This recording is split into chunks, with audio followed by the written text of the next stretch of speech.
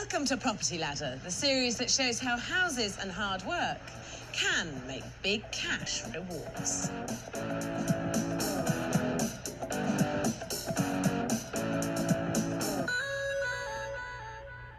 Best friends and business partners Laura Sexton and Liz Rivers have run a successful window dressing company for the last 25 years.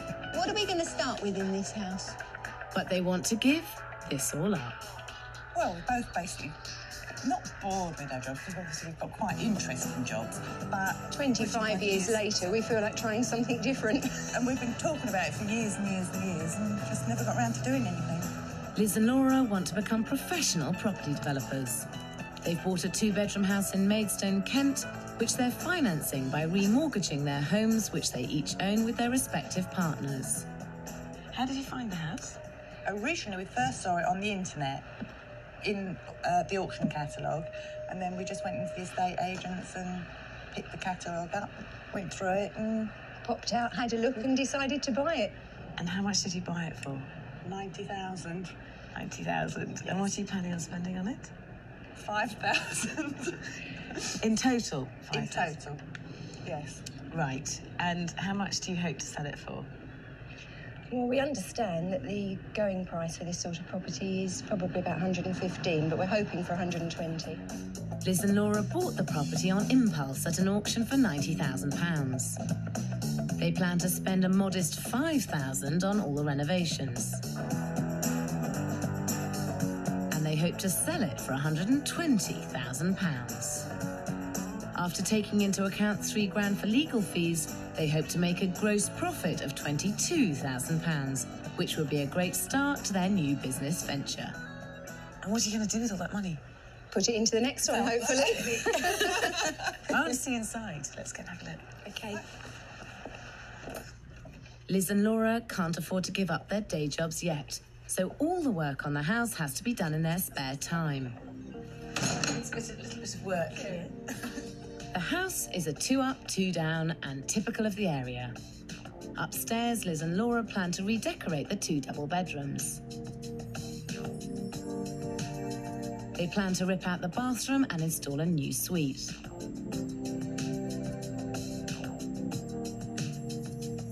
Downstairs, there are 2 connecting reception rooms which lead onto a small back kitchen.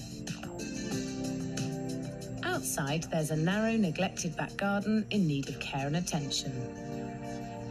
Inside, they plan to transform the reception rooms into comfortable living areas, but this is where I can already see problems.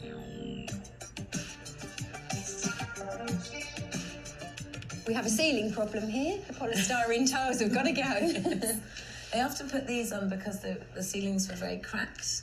So you might find that as you take them off, you'll have to skim the ceiling as well as that ceiling. Yeah, I think basically we'll end up doing all the ceilings. While we've got plaster in doing 1 or 2, then, you know, hopefully you'll be able to come and do the whole thing. That fireplace is going. That's amazing, because it's a real of its period. It certainly is, isn't it? Yeah. And in about 20, 30 years' time, people will say, oh, how terribly you ripped it out. Yes, we want a red fireplace back again. Exactly. That's right. As window dressers, Liz and Laura have a great eye for style and detail. But to develop this house successfully, they will need to be focused and know how to prioritise their budget. The small back kitchen is the key room in this house that needs attention.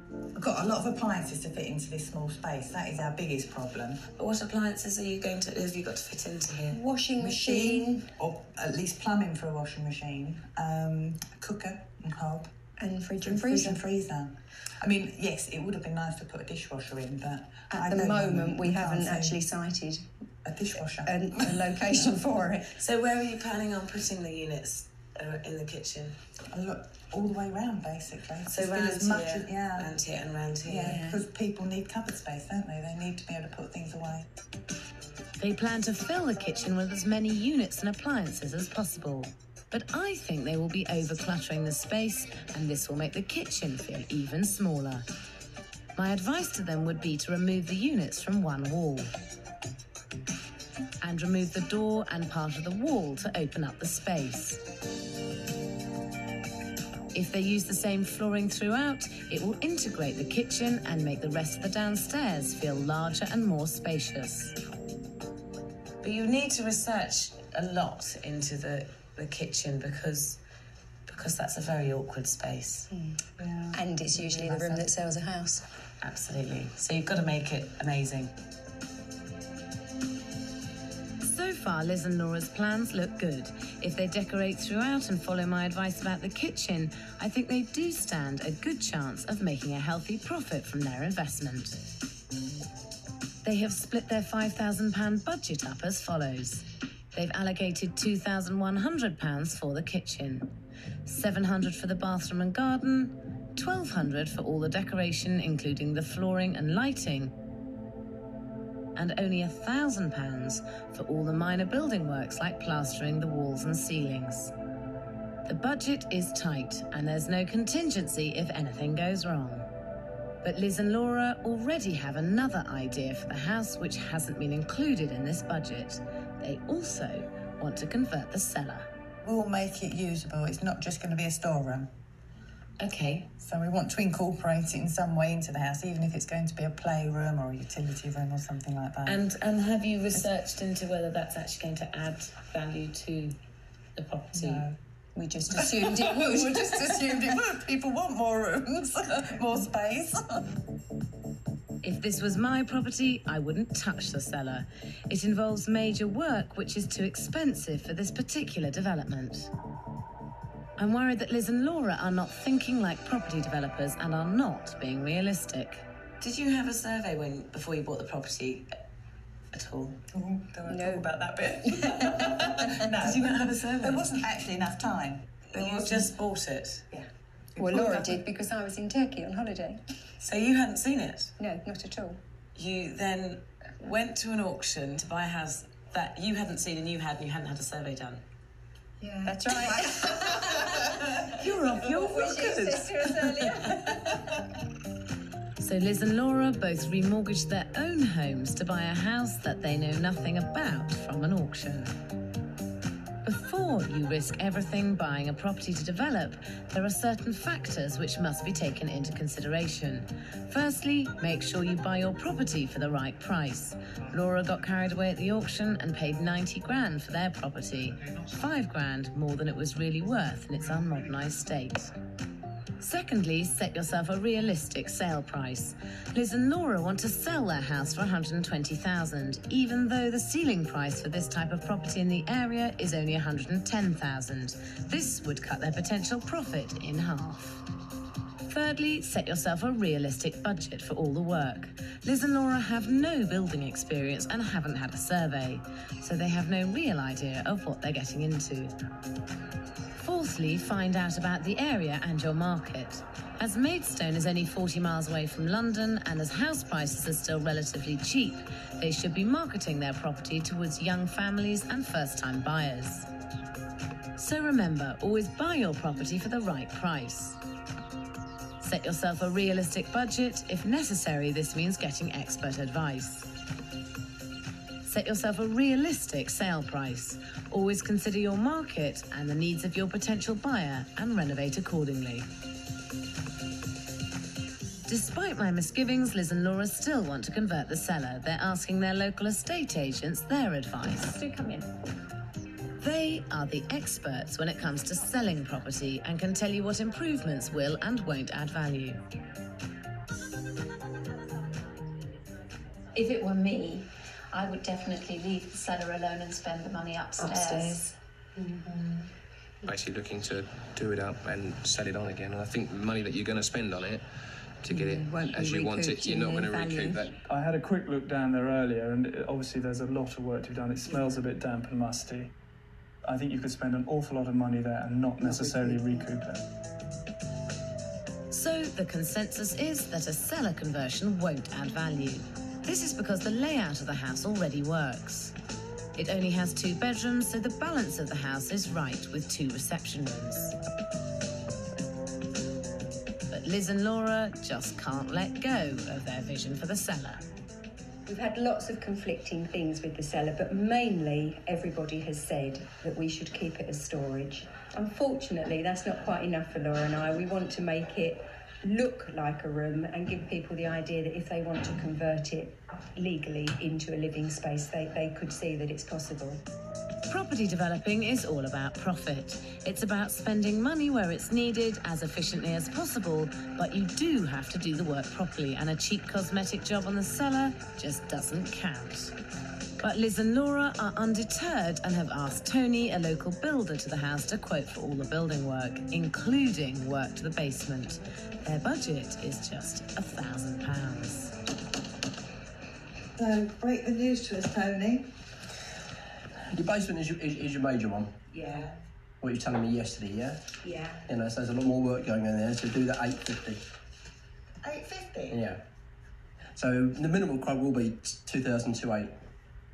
2,280. Yeah. All right? Now that they have found out how much their plans are going to cost them, I hope Liz and Laura see sense. And that will be 250. They have only allocated £1,000 for all the building works, so any extra work will mean less profit. But what did they think? I think we're spending a major part of, well, it is a major part, apart from the kitchen, it's a major part of our budget going into the basement. But I think that's where we'll see the biggest results. I didn't realise Sarah was going to come every day to help us. Oh, no, This is a bonus. I'm actually finished. Liz and Laura have only given themselves 12 weeks to get this project completed. So it's all hands on deck as work starts. Oh, it might be jewels. Yes, right. It is. As they've not had a survey, I just hope they don't uncover any major problems. It's our job, just to make things that look horrible look really good so that everyone wants to buy them. Making things look good is one thing, but they need to get a grip on their building work and budget. I'm concerned that unless they start to focus on the important aspects of property developing, they stand to lose everything. Best friends and business partners Liz and Laura bought this 2-bedroom terraced house in Maidstone, Kent at auction. They plan to renovate it for just £5,000 and sell it on, making them a grand profit of £22,000. Hey! Against all the advice, they're going ahead with work on the cellar, even though it's going to take them way over budget. Good morning, got your window here? Oh, hello, yes, come in. This window will look nice and is making the dark cellar much lighter. Putting in this window is costing Liz and Laura an extra £80. Right, just got a small problem with the window, ladies. What's happened here? We put it in flush with the opening like you wanted. But it doesn't comply with building regulations for a cellar conversion, partly because it doesn't open far enough to be used as a fire escape. Looks good, doesn't it, then? Liz and Laura still think that making their house look good will be enough to get them the top price for this property. Instead of spending their budget on the cellar, they should be making sure their house is fundamentally sound, looking at things like the roof, guttering, damp patches and repointing. But instead, Liz and Laura are upstairs doing what they know best, choosing colour schemes for the house. Right, so what we've got to do is we've got to decide what colourings are going on these walls here. We're going to put this on the table, aren't we? But downstairs, there's a problem. Now that the ceiling tiles are off in the dining room, it's apparent the whole ceiling must be replaced. Liz and Laura are only 3 weeks into the development, and already the building work is mounting up, and so are the costs.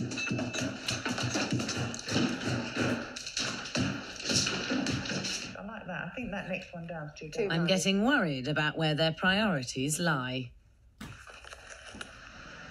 Liz and Laura have been window dressers for the last 25 years and are convinced that they can make a seamless leap from the shop window to property developing using a few simple tricks of their trade.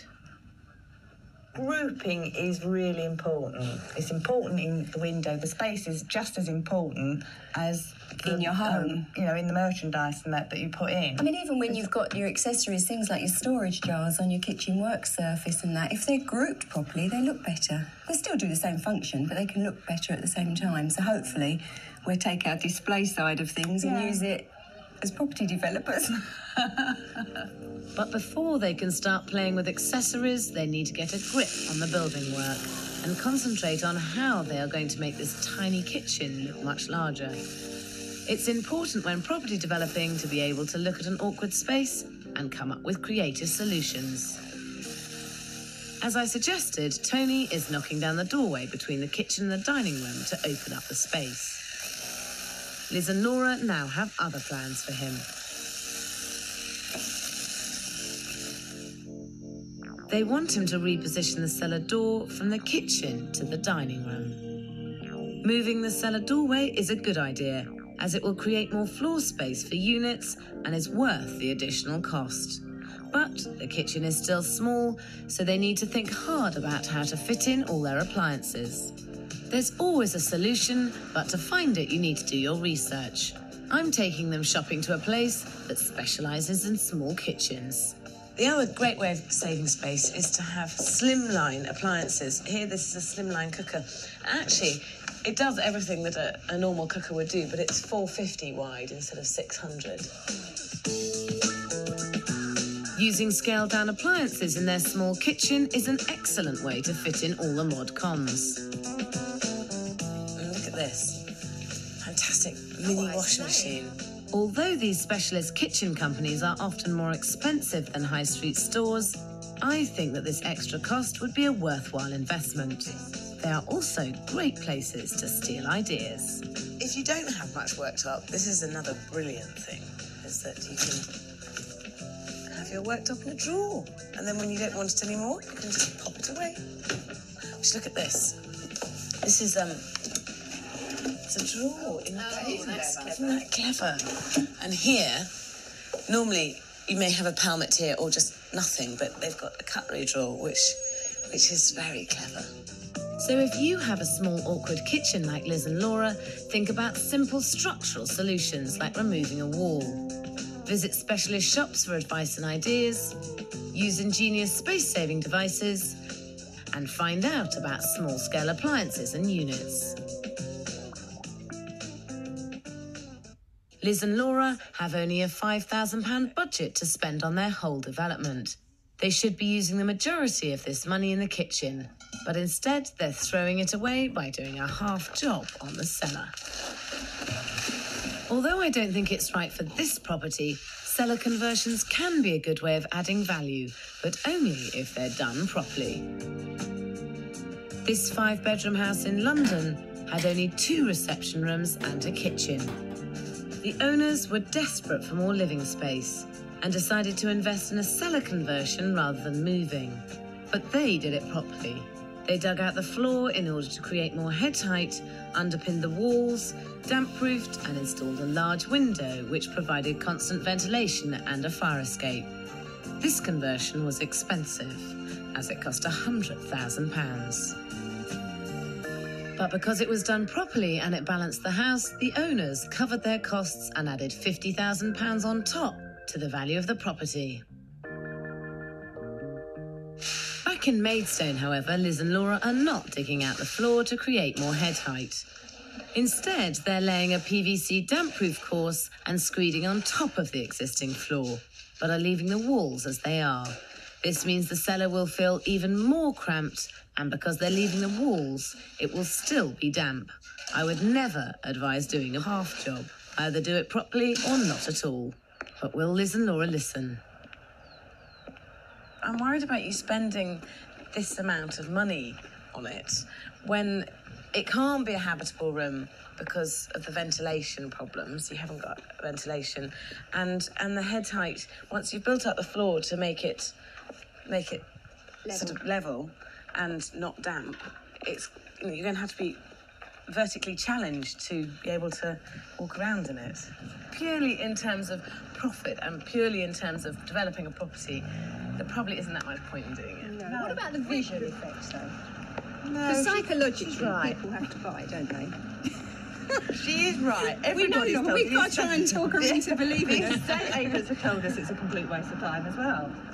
In my experience, converting a cellar can be like digging a hole and pouring money into it. There is no way I would have touched it in this development. But I get the feeling my advice is falling on deaf ears. Sarah's quite right. If we didn't do the basement, we would have another £1,000 to do on the garden. To take into account all the extras that probably will take it up a bit. But We're still determined to do that basement, aren't we? Yeah. Liz and Laura are just playing at houses. Unless they start thinking like real property developers, they're in danger of blowing their development. Quite nice. Nice chairs. Yeah, they're nice, but they're not kind, are they? They still think that making a property look nice is enough to sell the house and make their profit. And undeterred by mounting costs 5 weeks into the project, Liz and Laura have gone shopping for furniture and props to dress their development. Creamy lilac. We could have all three. All three of those would be good. Yeah. Oh, look at these. Right. Oh, lights. Staging the house is a good idea, but all they need to do is to have a few key pieces of furniture to suggest how a buyer might live in the property. Salty lady in black. For a first-time property developer, I'd suggest you borrow furniture from your own house rather than waste your budget. Even though Liz and Laura don't intend to live in the house, they plan to fully furnish and accessorise it so that it will feel lived in. They're just not thinking about their budget and spending money they don't have in areas they don't need to. They've put their own homes on the line to finance this project, and it all looks like it's getting seriously out of hand. In an attempt to curtail their spending, I catch up with them in their local fabric shop. So how much have you spent on all of this furniture? We haven't added it up yet. Probably best not to. I think so. So now tell me about your budget, because you gave me a copy of your budget. Right. And this was what you were planning on spending. Obviously, it doesn't include refurnishing the house. It includes everything that has to stay, everything that can go. We haven't actually put into there. It turns out they have already spent £1,500 on furniture, but they say they will use it in future projects, so they don't count it as an outlay for this development. Because the point is, you do really need to. The money's not. It's coming from somewhere, and you need to add that onto the cost of doing this development, because even if you take it with you, well, that's great. Next time you don't have to spend the money, but it is a cost of doing this development. If you did no more development at all, if this was your only house, then it would be part of your cost. That's right. The only way that Liz and Laura can afford to give up their day jobs and become developers is if they make their profit. In order to do this, they must get back on track with their budget. So I'm just worried that £5,000 budget is looking deeply scary. Amateur property developers Laura and Liz are 8 weeks into their project. Their £5,000 budget is already a dim and distant memory. But the actual work is progressing well, and now they've started on the bathroom. Work is also continuing in the cellar. Now that the floor's been damp-proofed, Liz's daughter Polly is whitewashing the damp walls. They're also putting in mirrors along one wall to make it feel more spacious. It's like the Rocky Road to Rio, the wall. And my dad, who's putting the mirrors on, came down and said we either have to have a new wall built that is completely flat or we have to batten it and make it smooth. All this work is really for nothing. The room might look better, but it's totally unnecessary, and it's a half job. And this could result in a sale falling through. Are these the right size screws for these? The cellar will still be damp, and this will show up in surveys carried out by prospective buyers. They are paying their builder Tony £850 to do this room, which has pushed their building budget way over the original £1,000 limit. Aside from the cellar, Liz and Laura now have other costs to swallow. Tony's replaced the ceiling in the main reception rooms and moved the cellar door. But it's only now that they're getting the bill. What do we owe you, Tony? Oh, that good. Yeah. He's also re-skimmed the Artex ceilings in the rest of the house. Yeah, but we're looking at probably about another 600 extra to do all that work. Okay, she said okay. It was worth it just to get rid of the swirlies in the bathroom. Yeah. If Liz and Laura want to make a successful career in property developing, they have to start being more businesslike and realistic. Well, I think it's unfortunate, but we've got to spend more money, obviously. Desperately wanted to keep it within our £5,000, but it's not going to happen, so we just don't need to spend any more than necessary, but because we've gone over, now there's the restrictions sort of been lifted a little bit, and I don't want us to say, oh well, now we're over anyway, so we might as well do X, Y, Z.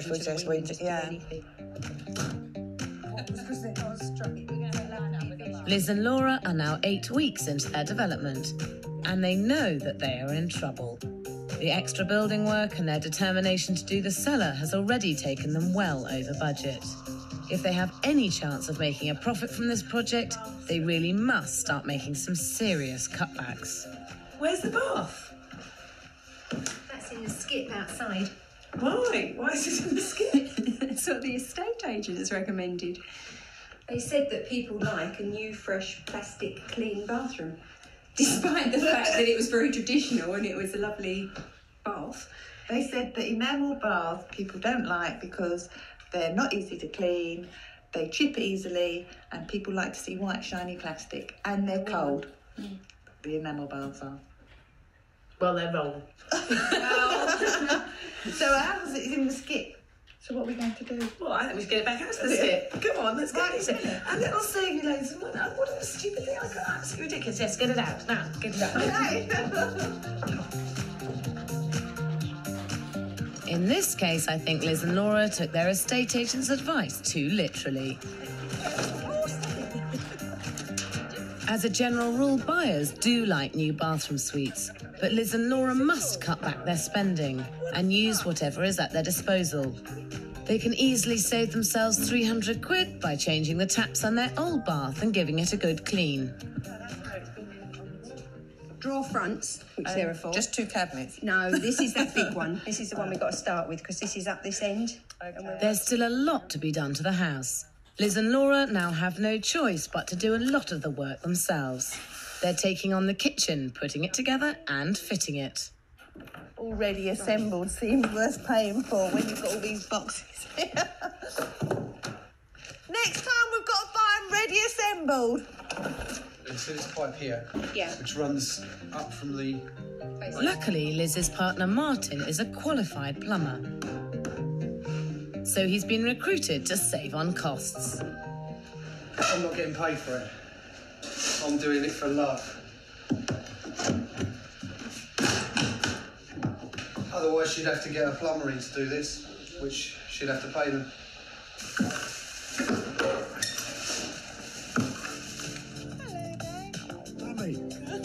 To save on more costs, Liz and Laura are taking advantage of yet more family and friends. Laura's family are glaziers and have offered to supply all the mirrors in the cellar for free. They're also replacing the patterned glass in the bathroom window with clear glass, providing a view into the garden and the countryside beyond. When you're developing a property, it's vital you include the garden in your plans if you want to get the top price for your house. But Liz and Laura are taking advantage of another friend's goodwill to design and landscape the garden for free. But this is no way to go about running a business. Not only does it mean that their budget is completely unrealistic, but there can be an even bigger price to pay. Liz's partner Martin is not happy about the way things are working out. Be honest with you, I mean, I'd love to have been involved from the start and take some of the profit as well, but it's obviously their project, so they want to keep all the profit themselves. They don't want to share it out with anyone, but they're quite happy to take the help off of us. But I wanted to hear Liz's side of the story. We have difficulty in getting across to both Vic and Martin that this is a business venture. It's not just a fun thing, you know, we intend to make it a business venture. And we wouldn't include them in new contracts for dressing windows or exhibition stands, so... So has that been probably the hardest thing, is the fact that he'd really like to have done it as well? That's right, yes, I think so, probably. But Liz and Laura aren't treating this like a business. While their friends and family are helping them finish their development, they're already scouring the auction catalogues for their next property. They bought their property at auction and without a survey, but they've been incredibly lucky as the house doesn't have any major structural problems. This time at least, they're determined not to act on impulse. I'm going to withdraw the remaining... They've come to this auction house as observers to familiarise themselves with the process. Buying a property at auction can be risky, as they often sell run-down properties that require major structural work. So unless you have extensive building experience, I would always advise you to get expert advice before committing to any property. There is no room for error. Once the hammer goes down, you are legally obliged to buy the property and you must complete within the specified time. Auction houses are very exciting places, but remember that you are playing with real money, and so it's vital you don't get carried away. If the bidding gets too high, stop, think, and if necessary, give up. And last time, Ealing at 119,000 on the telephone. Well done. On the phone, finally at 119,000. So remember, always recce auction houses first so you understand how they work.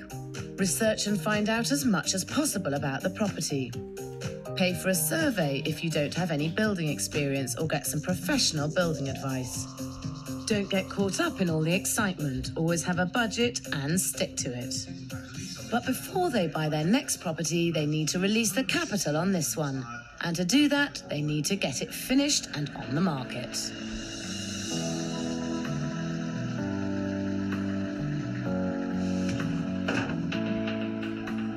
As their 12-week deadline approaches, the strain is starting to show.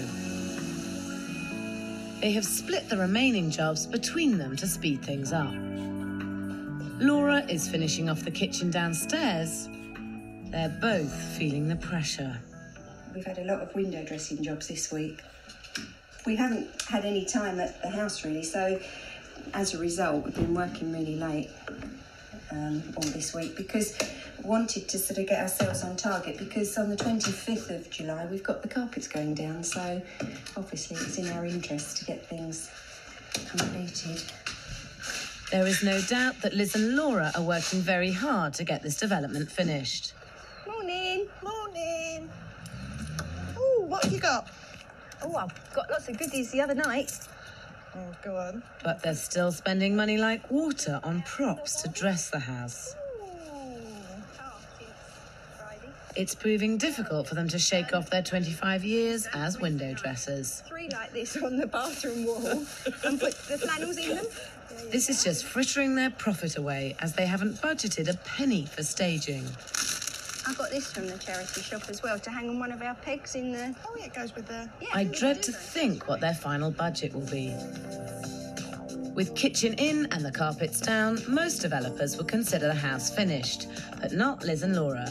They're now in their element. It's like an empty window for them, and they're dressing it without a thought for their budget. That's it, look, billowing. We've got to open the window now, or someone's got to blow from outside. They have also wholeheartedly embraced the fleur-de-lis emblem in their design. On a development like this, such attention to detail is pure indulgence. A balloon whisk silver fleur-de-lis. I think it's a bit subtle, really. I don't think anyone else is going to notice, apart from, well, we'll have the satisfaction Of knowing, yeah. That'll look nice up against the white tiles. But property developing is not about doing things for your own satisfaction. It is all about profit. And as their new furniture arrives, I worry that Liz and Laura have completely lost sight of this. You do need money in your budget to furnish and put the finishing touches in your house, but you have to know where to stop. It's no surprise that their original £5,000 budget is a dim and distant memory. Ooh, it's like Christmas time. Christmas may have come early to Maidstone, but at this rate, come December the 25th, they'll have no money left to put a turkey on the table. It's exactly 12 weeks since Liz and Laura started work on this house in Maidstone. The furniture is in, and they're doing what they know and love best, putting in the finishing touches. Their hard work, plus the goodwill of family and friends, means they are bang on schedule.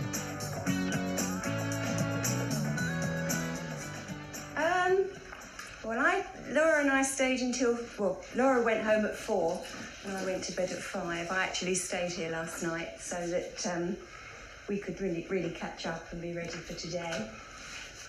There's still quite a lot of little finishing bits to do, but I guess that's always there in every house, isn't it? So with the finishing touches done, how does the property look? We've noticed some changes. The finished product. This is fantastic. So what do you think? Oh, it looks amazing. You've obviously spent a long time dressing it as your window dressers. It was the best bit, of course. Looks different, doesn't it, to when you last saw it? Fantastic. These two rooms work so well together. I think that Liz and Laura have done a great job transforming these two dark and dingy rooms into bright, modern and very appealing reception rooms.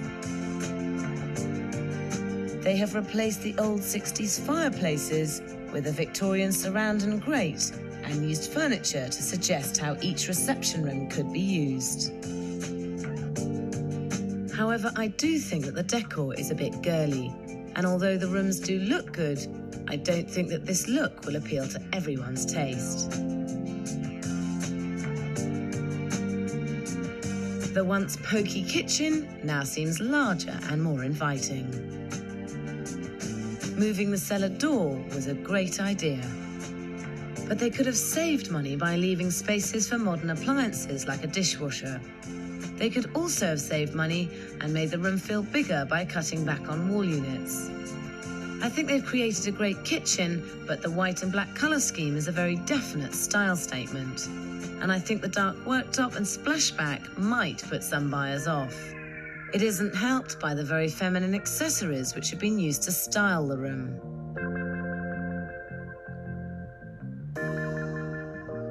Outside, the back garden has also been transformed. The clever use of curves and shapes makes this narrow garden feel wider. It now boasts a grass area and separate seating areas, which should impress any would-be buyer. But they did rely on the goodwill of friends to get it done. Upstairs, the bathroom has been revamped.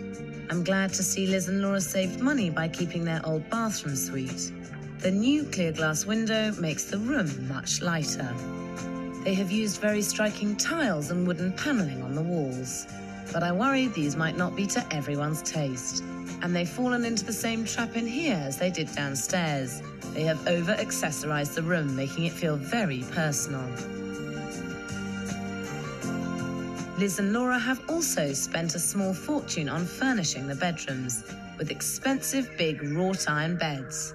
The main room does look good, but on such a small budget, I think they would have been better off borrowing beds from their own houses rather than wasting money they don't have. What is more, they have made a mistake with a smaller bedroom. And this looks a bit better, doesn't it? Great. The yellow room.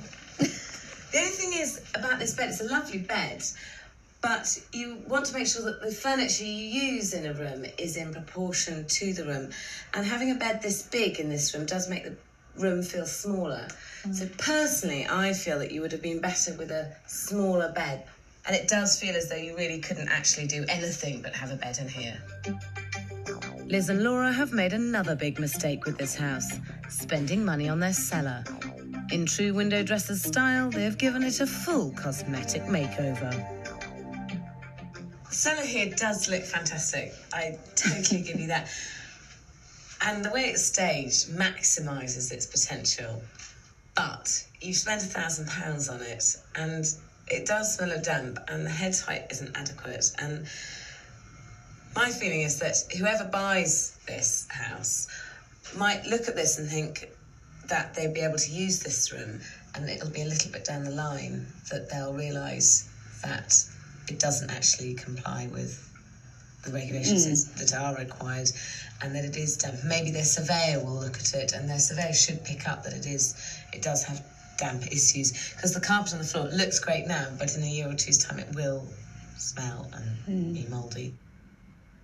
I really hope the cellar isn't their undoing, but I think it's time Laura and Liz faced facts about their overspend. Now, I know you've spent £1,900 on staging this property, which, considering your total budget for the building works, was £5,000. That's Sounds quite awful, Sarah, when you say it like that.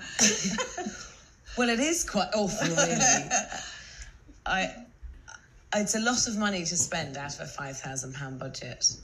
It doesn't sound so bad out of a £12,000 budget, does it?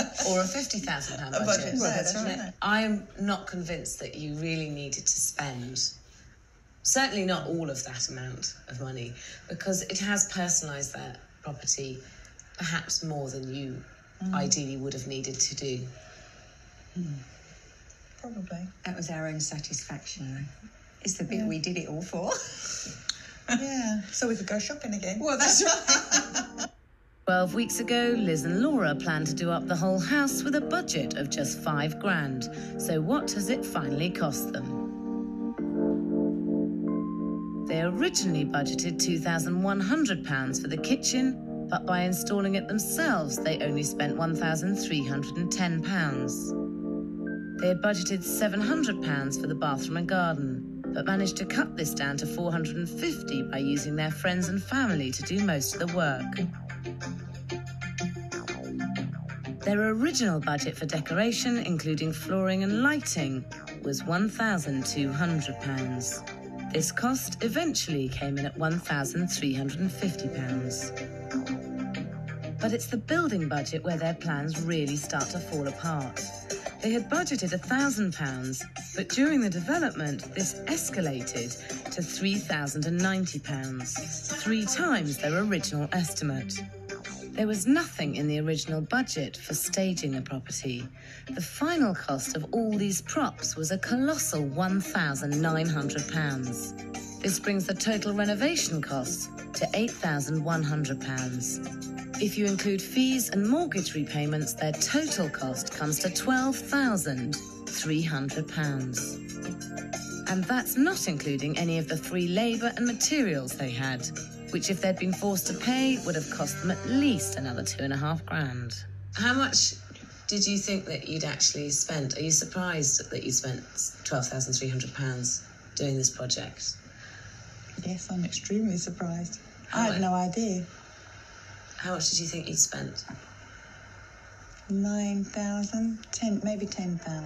12 weeks ago, Liz and Laura bought their property for £90,000. Their budget of £5,000 rose dramatically to £12,300, discounting their freebies. This makes the total investment in this property £102,300. 12 weeks ago, the ceiling price for this type of property was £110,000. If they sell it for this amount, they only stand to make a profit of £7,700 before tax. However, at the beginning of this project, Liz and Laura hoped to cash in on the rising market and sell their property for £120,000. Their whole career path now rests on the estate agent's verdicts. Beautiful. Nice light airy colours. One extravagance. Wow, look at this, yes. Surprised there's a bed down here to sleep down. It was like that. I thought there might be. Bedroom 1. Yes, this is the one we advocated for. Great size. I think as far as price is concerned, you could try it up to a maximum of about 125. I think you're looking probably at around 120 to 125,000. Price that we're looking at is just above the 120, up to 125. This means, with a total investment of £102,300, a sale at full asking price of £125,000 would give Liz and Laura a £22,700 profit. A fantastic achievement. This valuation might seem exciting, but it's important to remember the reason this property has been valued at such a high price is because of the rise in the market and not what they've done to the house. In fact, if they had done nothing at all, the value of their property would have risen £15,000, just like every similar house in their area. Oh, it's really nice. The estate agent's news is still good, but none of it counts until the house is sold. Liz and Laura put the house on the market for £125,000, and their estate agent immediately brings round potential buyers. Lovely. This man loves the house, but is already thinking of the changes he would make to the property. I mean, myself, I'd have to redecorate the place all over again anyway. What's that? Well, I mean, to put our own colours in things. Oh, Yeah, and sand down the windows and more like repaint. As far as this buyer is concerned, Liz and Laura could have just painted the walls magnolia. We'd like to make an offer on it. Really? Yes, yeah, we would. yes. Yes. Oh, definitely. Definitely. Lovely. Yes. We'd like to make an offer right now, actually. But these curtains do match. So, a result. The second person through the door offers the full asking price. Liz and Laura have done well, but the crux of property developing is spending as little as possible to create the biggest results. They could have cut back dramatically and made even more profit. I think the main area that you could have saved money perhaps is on the staging, which it does look lovely, the house, but you went the whole hog with it. I think that's our job, isn't it? Yeah. That's a personal thing more than a necessity. And it would have sold just as easily if you'd spent less on the staging. Now, I'm not suggesting that you shouldn't have put furniture in to suggest how they would have lived here, but to have actually spent the money buying it when, at the end of the day, you don't know someone's going to buy it. You've now got to store it for the next property, and you could have borrowed some from your own houses to give the suggestions. Would you use friends next time, do you think? Obviously, if you could, you probably would. But are you prepared to actually get to the point where you don't have any friends? Or are you going to stop asking friends? We have to stop asking friends. Actually, we didn't physically ask a lot of friends. A lot of friends asked if they could help. So if the situation is the same, then I'm more than happy to. And are you planning on carrying on developing? Yes, definitely. Yes. Just got to find another house. Great. Which is where you come in. Have you found this one yet, Sarah? I think there's several dozen. Getting a buyer the first day the house was on the market is a credit to Liz and Laura. And their enthusiasm is a great quality. But for future projects, they're going to have to stop playing houses and start developing properties with a hard-headed business approach. Liz and Laura could have come horribly unstuck. They bought on impulse, went over budget, and got carried away with their own ideas. They were saved by their vision and strength of character. That and a lot of sheer good luck. But there is one thing property developers cannot rely on.